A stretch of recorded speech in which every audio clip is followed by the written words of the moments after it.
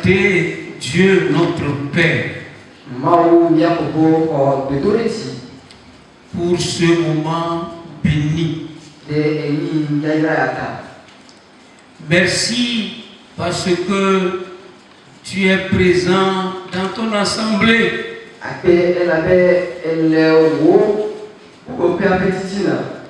Que tu veux te servir de tes instruments pour communiquer ta parole à ton peuple.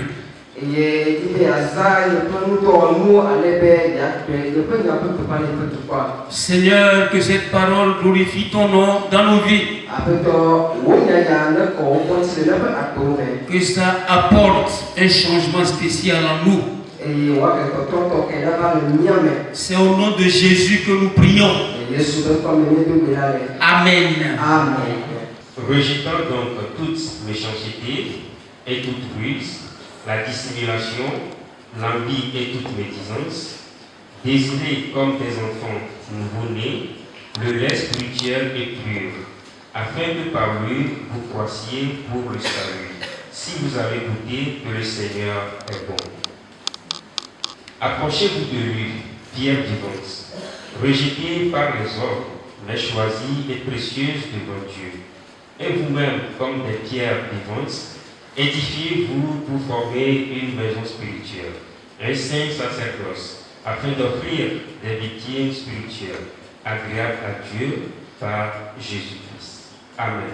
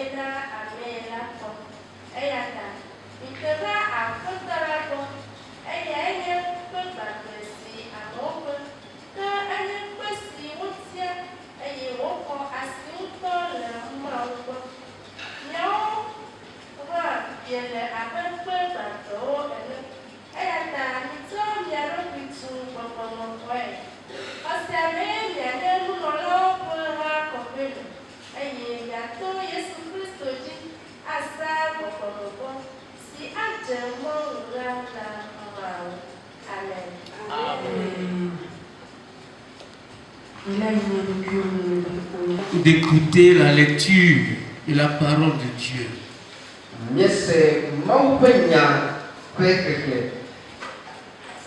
Et dans cette parole que nous avons lue, il y a trois vérités essentielles qui vont accrocher notre pensée, notre esprit ce matin.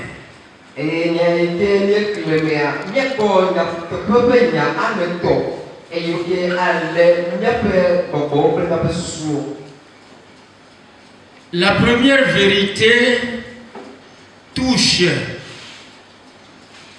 à la motivation et aux évidences du choix de suivre le Seigneur Jésus-Christ.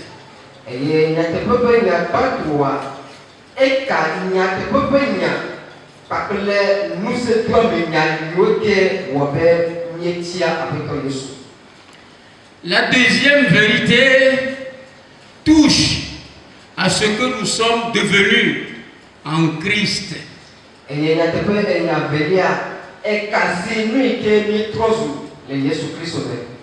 Le texte dit que nous sommes devenus des pierres vivantes.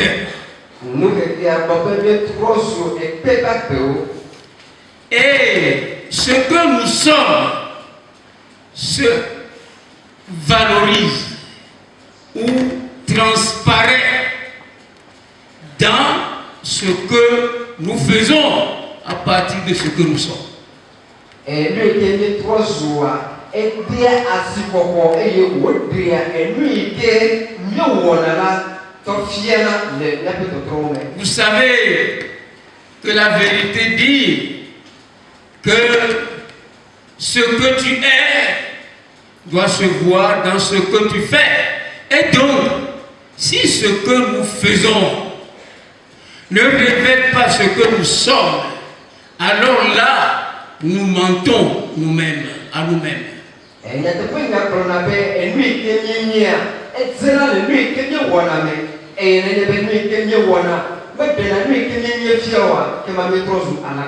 Et quand nous le comprenons comme cela, nous verrons que la vie que nous menons, la manière dont nous nous comportons, même nos relations doivent être le reflet de ce que nous sommes devenus en Jésus-Christ.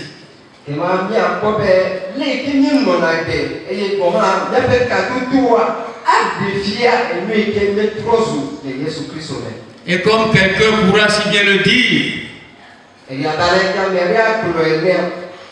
fais-moi voir ce que tu fais et je te dirai qui tu es.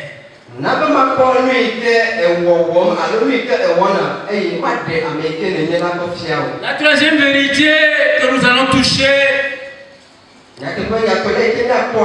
touche au but de notre appel dans le Seigneur.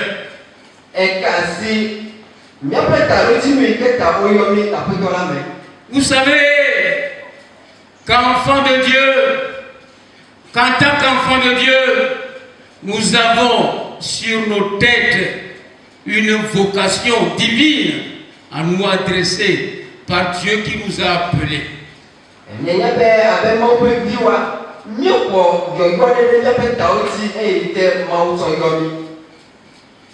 Et donc, si nous avons cette vocation-là, cette vocation, Dieu nous l'a donnée pour quelque chose.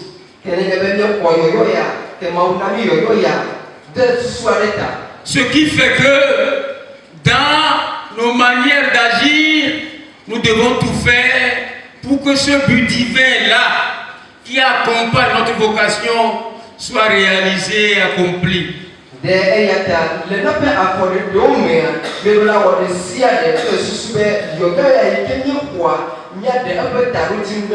Nous comprenons par là que nous ne sommes pas tout simplement chrétiens pour venir à l'église, mais nous sommes là pour une mission donnée. Et cette mission, nous devons la réaliser, coûte que coûte.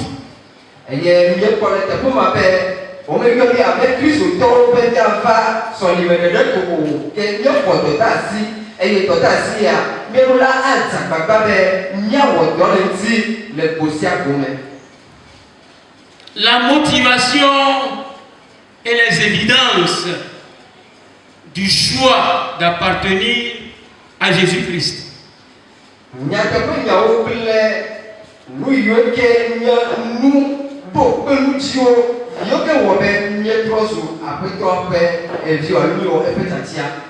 La Bible dit, et ça c'est de la bouche du Seigneur Jésus que ça sort. Jésus dit, personne ne peut venir à moi si le Père qui m'a envoyé ne l'attire.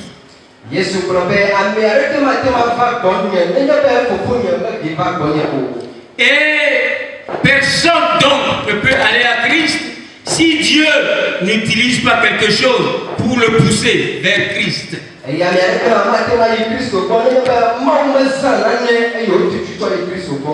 Dieu fait cela à travers l'expérience ou la somme des expériences que nous faisons dans la vie.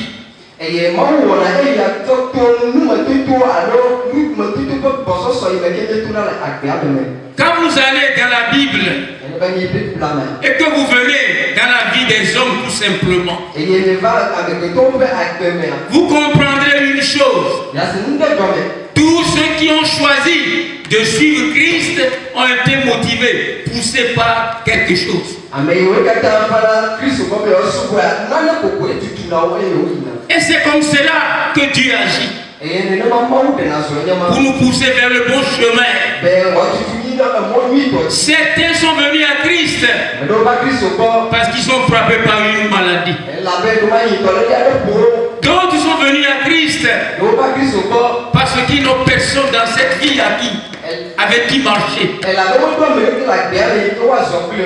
D'autres viennent à Christ parce que quelque chose de particulier est arrivé dans leur vie. Bien-aimés dans le Seigneur, le choix pour suivre le Seigneur Jésus-Christ a toujours été un choix motivé par Dieu lui-même.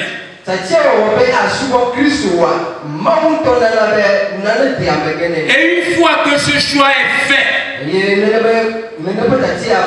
ce choix se manifeste dans la vie de la personne. Ce n'est pas la personne qui fait l'effort. Parce que ce choix qui met en nous une nouvelle nature, la nature divine, ne reste pas sans se manifester. Et dans le texte que nous avons lu, il y a 3 choses essentielles qui manifestent le choix dans la vie de quelqu'un.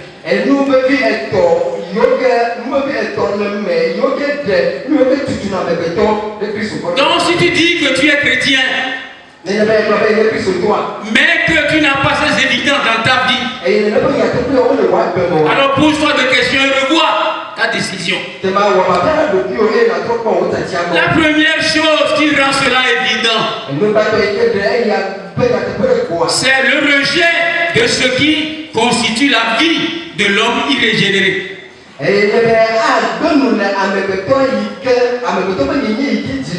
Et c'est pourquoi le texte dit: rejetez toutes sortes de toutes formes de ruse, de méchanceté, d'hypocrisie. Quand vous êtes chrétien, ça c'est des choses contre lesquelles vous devez prendre position tout de suite. Vous n'aimerez pas cela.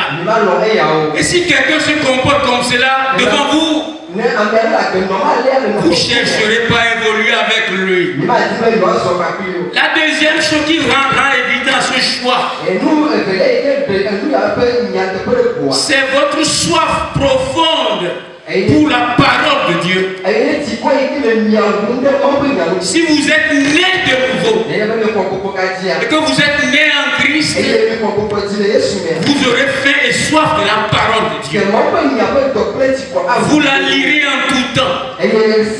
Vous chercherez à l'écouter en tout temps. Elle prendra la place de la musique mondaine dans votre vie. C'est à elle que vous vous donnerez.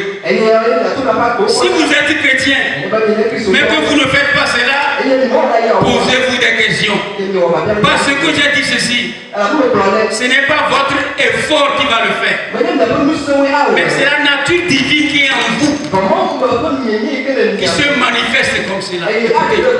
Dites-moi, est-ce que vous faites des efforts avant d'avoir soif? C'est vous qui provoquez la soif. Quand le temps de la soif arrive, vous cherchez de l'eau à boire. Pourquoi c'est là? Parce que la soif se crée d'elle-même. À des temps donnés, cette soif se manifeste. Et tant que vous ne l'étanchez pas, vous n'êtes pas heureux. Vous êtes triste. Vous avez des problèmes. Il y a des chrétiens qui ont passé 365 jours dans l'année, qui n'ont pas ouvert la Bible eux-mêmes pour lire. Et les seules fois où ils écoutent la parole de Dieu, c'est quand ils sont à l'église. Et quand ils reçoivent la parole de Dieu là-bas, même avec le bulletin que leur donne en plus, quand ils arrivent à la maison, Ils oublient cela. Ce n'est pas ça le chrétien. Si la nature divine est en vous, elle va avoir soif de la parole de Dieu. Et si ça ne se manifeste pas en vous, vous avez des problèmes avec votre conversion. Votre nature spirituelle, la nature divine n'est pas en vous. Si elle est en vous, vous chercherez à écouter, à étudier, à mémoriser et à pratiquer la parole de Dieu. La troisième chose qui rend ce choix-là évident, c'est la nouvelle relation spéciale et intime que vous avez avec le Seigneur. À partir du moment où la nature divine est en vous, vous chercherez à aller toujours vers la source de votre naissance. Le monde ne dit pas si bien. Les oiseaux de même plumage volent ensemble. Si la nature divine est en vous, vous chercherez à être avec Dieu. Et c'est ça le mystère de la conversion. Bien-aimé dans le Seigneur, comme je vous le dis, notre choix du Seigneur Jésus-Christ ne manque pas de se manifester et de se démontrer dans la vie du chrétien. Et quand nous retournons dans le texte, nous voyons que avec cette relation avec Christ, nous héritons d'une identité nouvelle. Et c'est ça qui fait de nous des personnes qui sont différentes des gens du monde. Et à ce premier dimanche de l'année nouvelle, je crois que chacun d'entre nous doit revoir sa vie et se repositionner dans cette marche-là.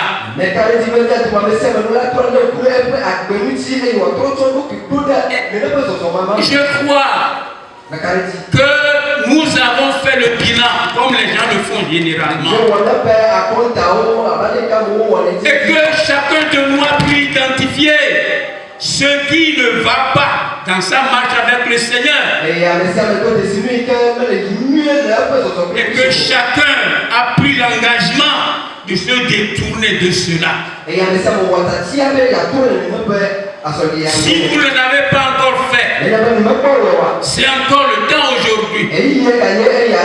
Parce que chez le Seigneur, ce n'est pas le 31 décembre qui est important. Tous les jours de la vie nous interpelle à revoir notre position vis-à-vis du Seigneur. Alors quand nous avons choisi Christ, que ces évidences-là apparaissent dans nos vies, nous devenons ce que le Seigneur est. La Bible dit que nous sommes des pierres vivantes. Pourquoi cela? Parce que le Seigneur lui-même est une pierre vivante. Et quand nous rentrons en contact avec lui, nous devenons la même chose que lui. Nous aussi, nous devenons des pierres vivantes. Nous ne sommes pas des pierres mortes. Nous ne sommes pas des pierres inertes. Mais nous sommes des pierres qui sont animées. Animées par l'Esprit Saint. Et c'est ça qui souligne encore notre responsabilité suite à notre engagement dans le Seigneur. Bien-aimés dans le Seigneur, nous ne sommes pas n'importe qui. Les gens du monde sont aussi des pierres, mais ils sont des pierres mortes. Pour que la vie rentre en eux, il faut qu'ils fassent ce que vous avez fait. Ils rentrent en contact celui qui est la source de notre vie. Et la vie rentrera en eux. Et le statut aussi changera. Comme le vôtre a changé. Je ne suis pas une pierre morte. Je suis une pierre vivante. Répète-le avec moi. Je ne suis pas une pierre morte. Je suis une pierre vivante. Je veux l'entendre encore plus fort. Je ne suis pas. Je suis une pierre encore plus fort. Alléluia. Amen.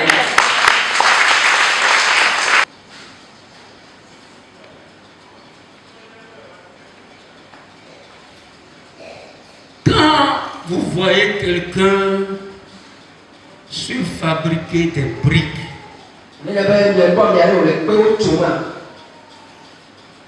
il ne fait pas les parpaings de briques tout simplement pour le plaisir de le faire. Il le fait pourquoi? Parce qu'il veut se construire une maison. Et si les pierres sont là, quelle que soit la beauté que ces pierres ont, une fois qu'on ne les engage pas dans ce pourquoi on les a fabriquées, ces pierres deviennent inutiles. De la même manière, le Seigneur qui a fait de nous des pierres vivantes, comme Pierre nous le dit ce matin, un objectif devant, en les faisant, il veut en faire une habitation spirituelle dans laquelle on peut faire beaucoup de choses. Quand vous construisez votre maison, vous y habitez. Et ça vous sert aussi de protection. Tout ce que vous avez, vous les gardez dedans. Et quand vous sortez, vous veillez à ce que la maison soit vraiment sécurisée. Vous n'allez pas laisser la clé à n'importe qui. Vous le gardez sur vous-même. La pierre ne sert à rien si elle n'accomplit pas l'objectif pour lequel on l'a créée. Et dans ce sens-là, nous allons comprendre quelque chose d'important. Nous sommes l'Église. Et qu'est-ce que l'Église? Selon le texte que nous venons de lire, c'est l'assemblage des pierres vivantes. Nous qui sommes là, nous sommes cet amas de pierres vivantes. C'est déjà quelque chose de bien. Mais si nous restons tout simplement dans cet état, nous ne sommes pas trop utiles au Seigneur. Le Seigneur veut que nous devenions une habitation. Et c'est ça qui met la différence entre l'Église et le temple. Le temple, c'est l'habitation du Saint-Esprit. Et la Bible dit c'est ce que nous sommes. Mais qu'est-ce qu'on fait pour que les pierres deviennent habitation? Et on ne les met pas tout simplement ensemble, mais on les organise. Et on met chaque pierre à sa place. Et c'est comme cela que la maison s'édifie. Et quand on finit, on met la toiture dessus. Mais ça, c'est avec les pierres mortes qu'on le fait. Mais avec les pierres vivantes, vous n'avez pas besoin d'un maçon pour venir vous disposer. Vous-même, vous êtes animé de vie. Vous êtes animé du Saint-Esprit.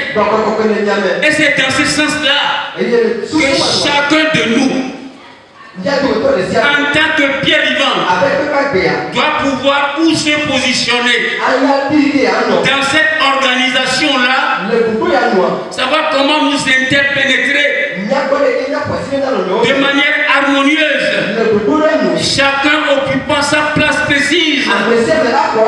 Et quand nous le faisons comme cela, l'édifice commence par s'élever jour après jour.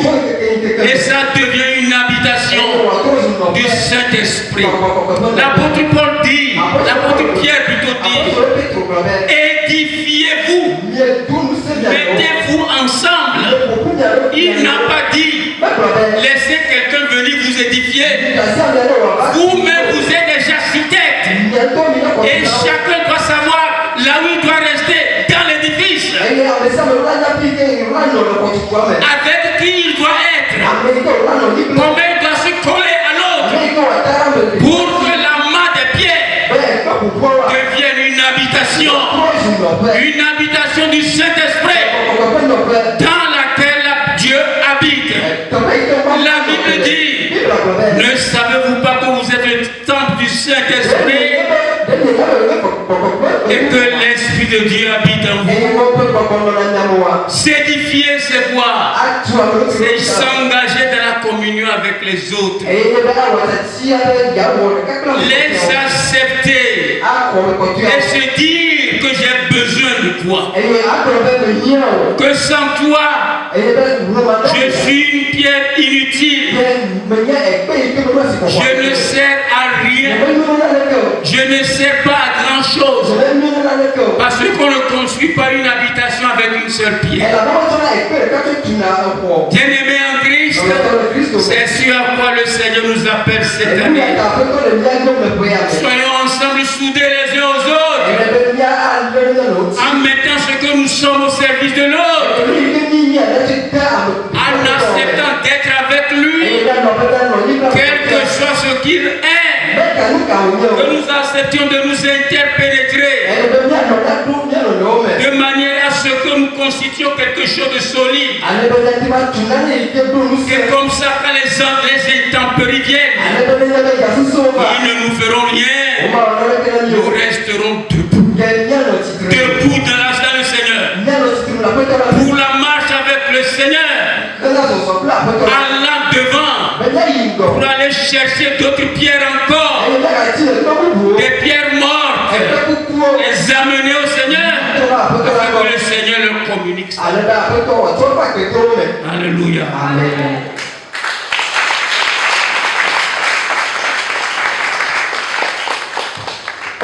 Le but de notre vocation, ne confondez pas le but de notre vocation à l'espérance chrétienne.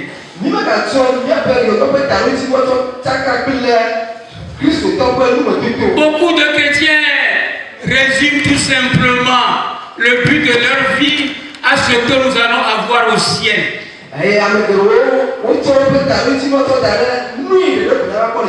Avant d'être héritier au ciel et mériter les récompenses, sachez que vous êtes d'abord sur la terre. Et si vous êtes sur la terre aujourd'hui, c'est sur la terre que le Seigneur a besoin de vous. Si vous voulez au ciel, il va vous appeler là-bas. Il va vous amener là-bas. Mais parce qu'il nous a laissé ici, c'est parce qu'il a besoin de nous ici. Et ici, il a fait de nous des prêtres. Alléluia. Je voudrais, comprenez,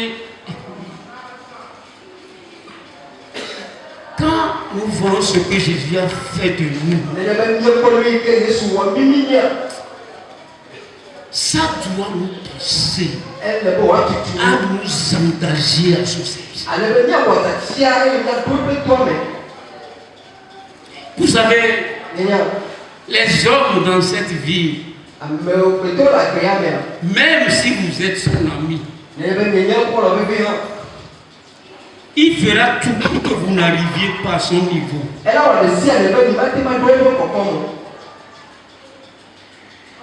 Il partagera quelques-uns de ses biens avec vous. Il ne partagera pas tout avec vous. Mais regardez ce que le Seigneur a fait. Parce que nous sommes rentrés en communion avec lui. Non seulement il a mis à notre disposition tout ce qu'il possède. Mais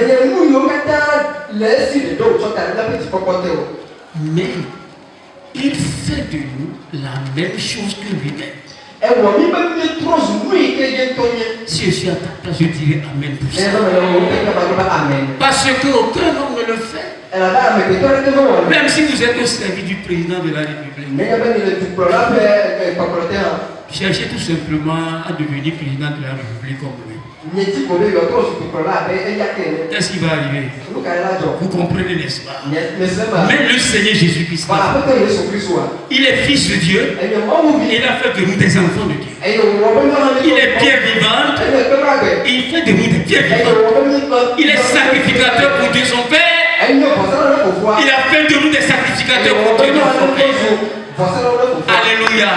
Si tu te reconnais dans ça, acclamons le Seigneur pour ça. Praise the Lord.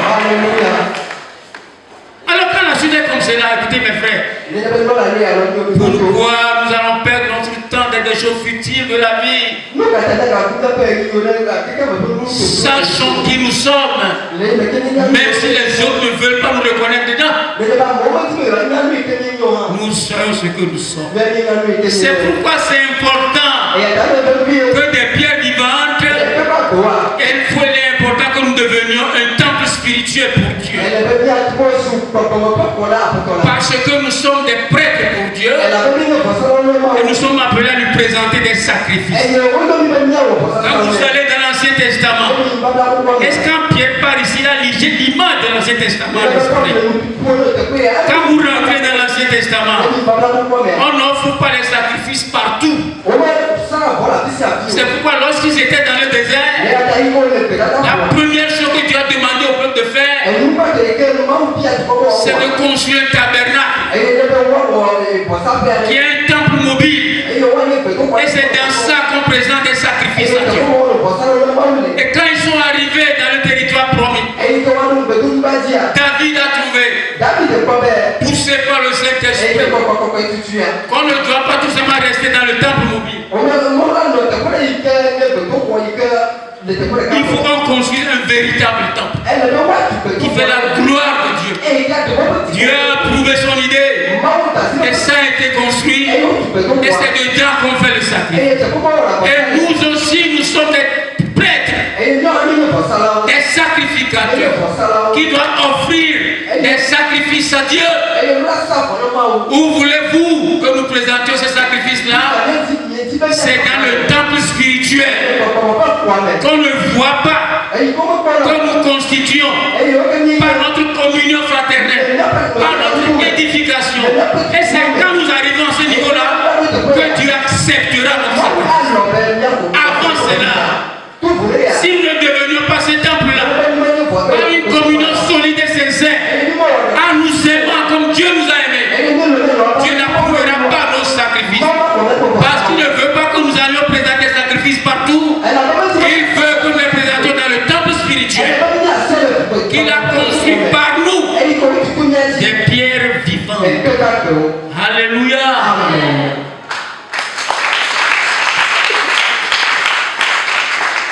Alors, qu'est-ce que nous offrons à Dieu dans ce temple-là? Pierre dit, offrez à Dieu des victimes qui lui sont agréables.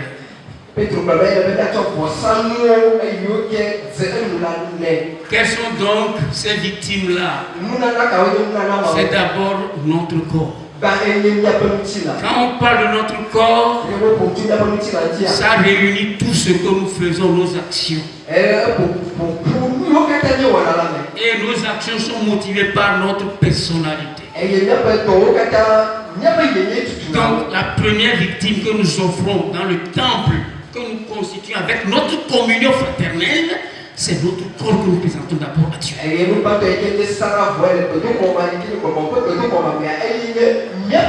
C'est pourquoi Paul a dit dans Romains 12, versets 1 à 2, je vous exhorte, frères, par les compassions de Dieu, à offrir votre corps comme un sacrifice vivant, agréable, saint à Dieu.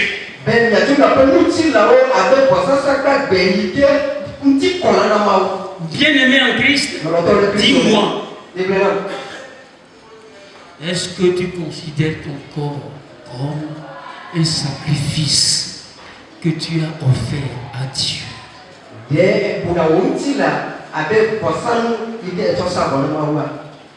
Il faut prier pour que le Seigneur t'aide dans ce sens-là. Parce que nous ne nous appartenons plus à nous-mêmes. Nous appartenons à Dieu. La deuxième victime que nous offrons à Dieu, c'est nos actes, nos comportements,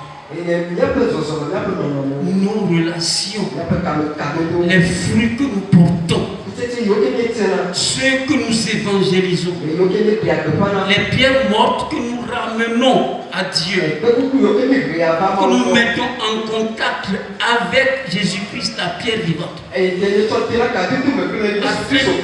afin qu'il leur communique sa vie. Si vous voulez construire une maison, vous avez besoin d'avoir le nombre de briques qu'il faut.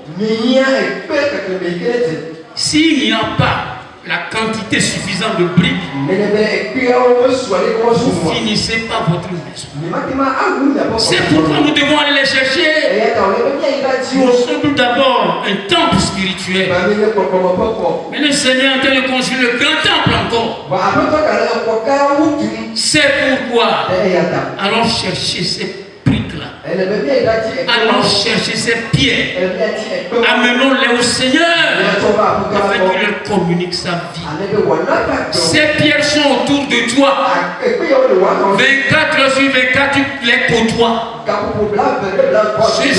Ce sont tes amis. Ce sont tes clients. Ceux chez qui tu achètes. Tes proches parents. Tous ceux-là sont des pierres mortes. Jésus dit, amène-les-moi. Je vais leur communiquer la vie. Et comme cela, tu en fais des pierres vivantes. C'est ça, la deuxième victime que nous devons présenter à Dieu. Et quand nous présentons cela à Dieu, Dieu est content. N'est-il pas écrit dans les évangiles?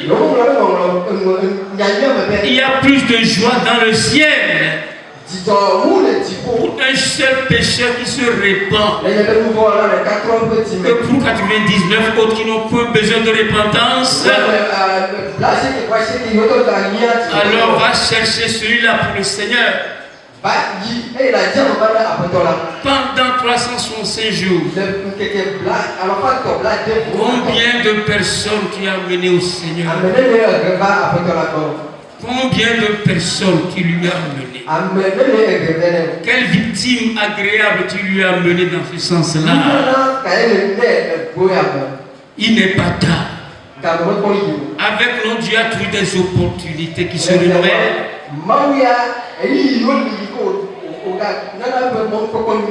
C'est pourquoi ta responsabilité dans cette nouvelle année est d'aller les chercher et de les amener au Seigneur. Nous avions déjà relancé la chose l'année dernière. Opération 1 sur 1. C'est-à-dire une âme par mois au Seigneur. Amène-le ici. Le Seigneur en fera son temple. Si tu m'as compris, dis Amen. Acclame le Seigneur.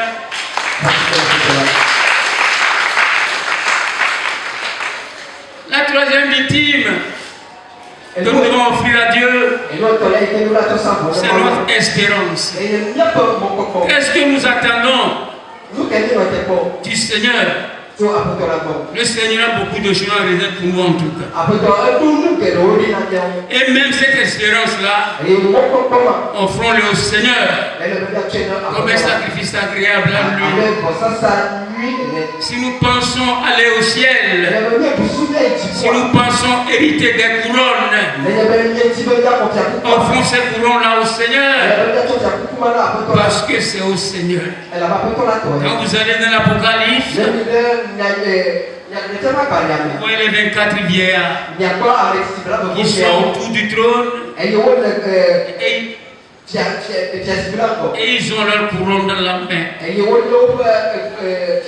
Et la Bible dit, ils jettent leur couronne au pied du Seigneur. C'est comme un sacrifice vivant, agréable à Dieu. Pourquoi cela? Parce qu'ils savent que ce n'est pas leur propre mérite, mais c'est la grâce de Dieu qui opère sans eux. C'est pourquoi, bien-aimés en Christ, la première chose à faire fondamentalement, édifions le temple que nous sommes appelés à édifier, en nous aimant fortement, en nous acceptant les uns les autres, en nous soudant les uns aux autres, par l'amour qui est le lien de la perfection. Que chacun de nous accepte de vivre pour l'autre. Que chacun de nous accepte de vivre dans l'autre. C'est ce que le Seigneur attend de nous. Et une fois que ce temple est édifié, alors là, offrons à Dieu nos victimes qui lui sont agréables. Mais avant d'arriver à ce niveau-là, reconsidérons notre choix. Comme nous l'avons dit, ce choix-là doit se rendre évident par les choses que nous avons citées. Prends ton bulletin avec moi et lisons ensemble le principe.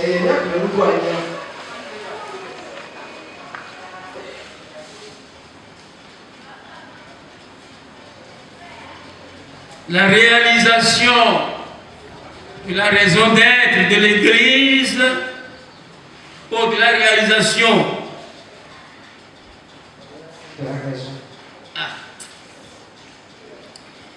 la réalisation de la raison d'être de l'Église vient de la maîtrise de sa nature, de sa valorisation et de la poursuite de son but.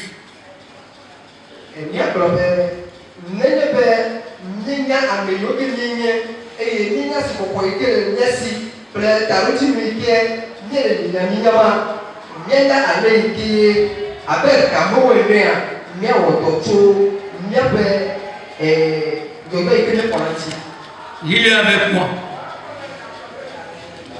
La réalisation de la raison d'être de l'Église vient de la maîtrise de sa nature, de sa valorisation et de la poursuite de son but. Encore une fois plus fort. La réalisation de la raison d'être de l'Église vient de la maîtrise de sa nature, de sa valorisation et de la poursuite de son but. Encore une fois plus fort et beaucoup plus harmonieusement.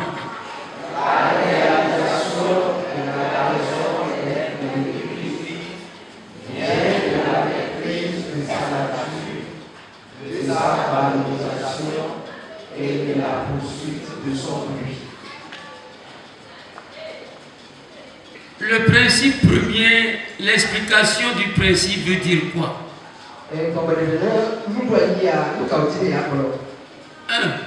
Allons-y ensemble. Le disciple chrétien n'existe pas pour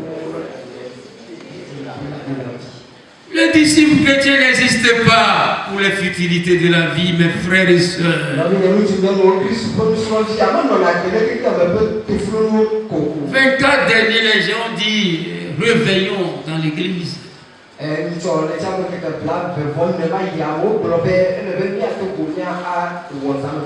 Pourquoi le faisons-nous?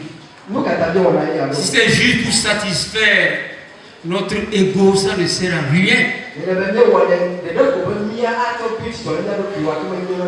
Mais si nous le faisons dans le but de notre vocation, alors là, que Dieu vous bénisse. Le 31, on l'a encore fait. Et beaucoup de personnes pensent que c'est quand ils font des engagements, ces 31 là, que ça marche.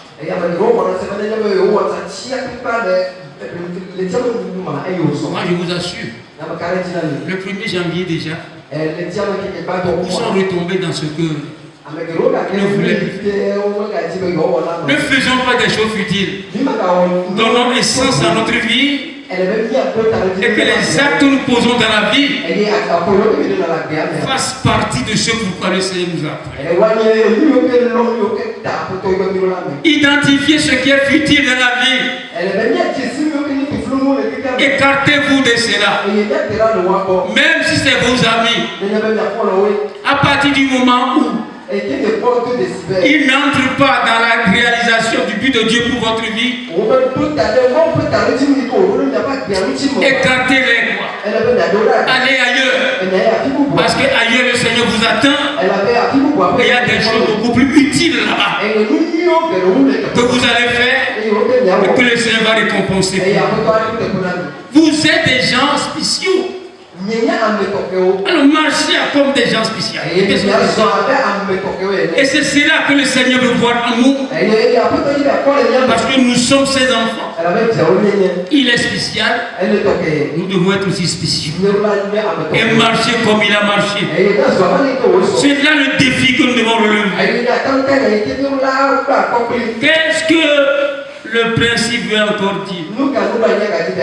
Aux deux, lisez avec moi.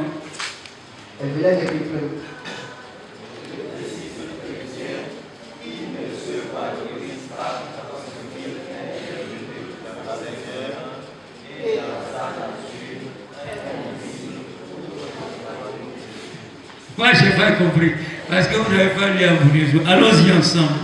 Le disciple chrétien qui ne se valorise pas dans ce qu'il est devenu dans le Seigneur et dans sa nature est nuisible pour le royaume de Dieu.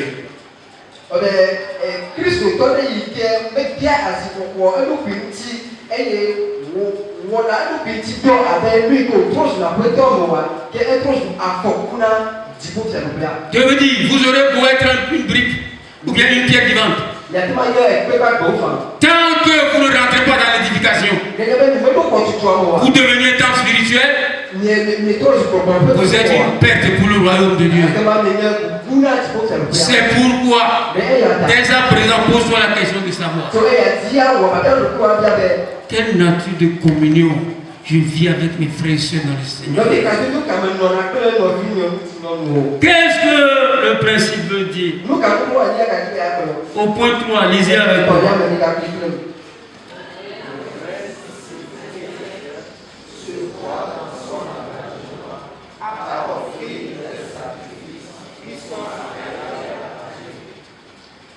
Kristo ko nusu viva vatoa enya Amerike wona tachia alebe posan yoke zero pasasa ikizebe ya wona mawa ya wene. Oui, c'est ça. Le vrai disciple chrétien, lis avec moi, se voit dans son engagement à offrir qui sont. Acclame le Seigneur pour ta vie. Quand vous voyez bien les valeurs de notre église se retrouvent dans ça.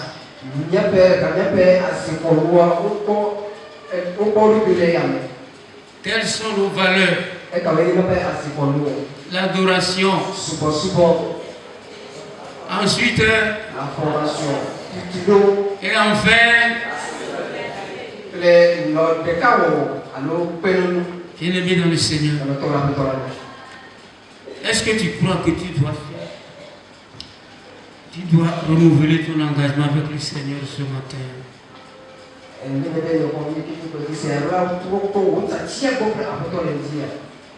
Veux-tu le faire?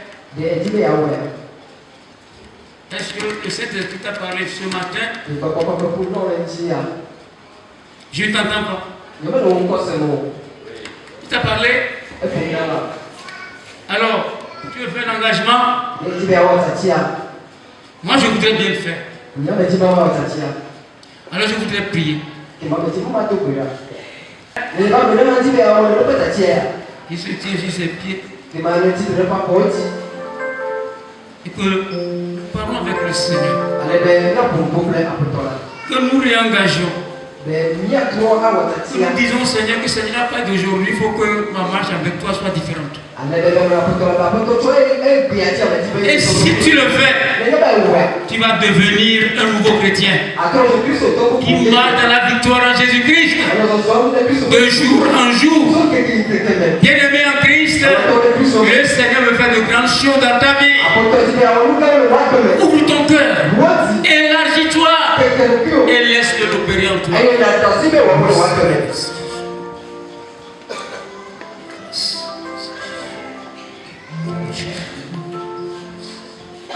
Oui, Christ t'a choisi. Et tu as décidé aussi de marcher avec lui. Laisse le Saint-Esprit maintenant agir en toi. Pour que tout ce qui est en toi comme étant nature humaine ou nature charnelle puisse partir par cette puissance du Saint-Esprit qui se trouve en toi.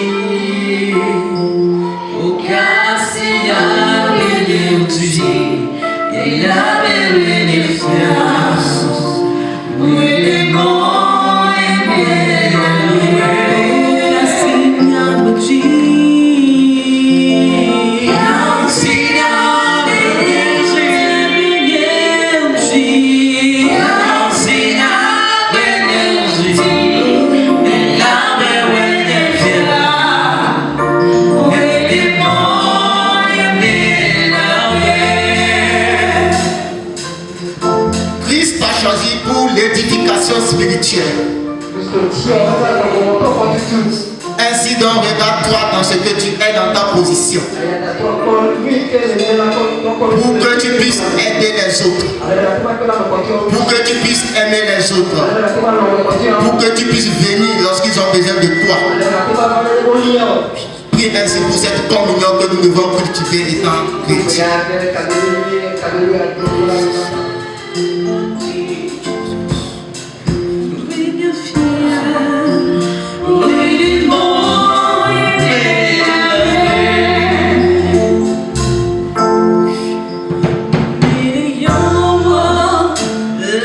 Yeah.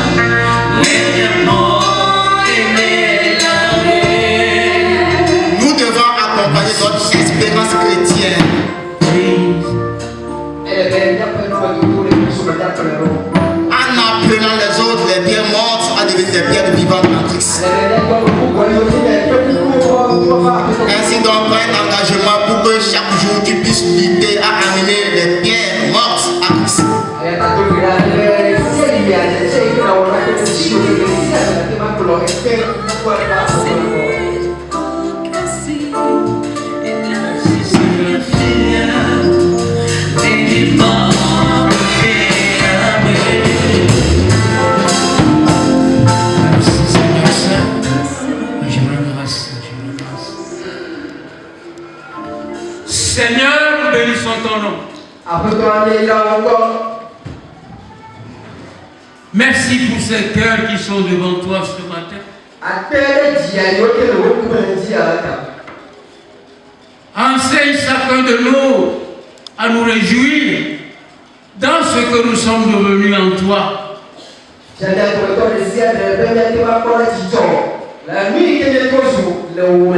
Et aide-nous, Seigneur, à nous réjouir davantage dans ce que nous faisons à partir de ce que nous sommes devenus en toi.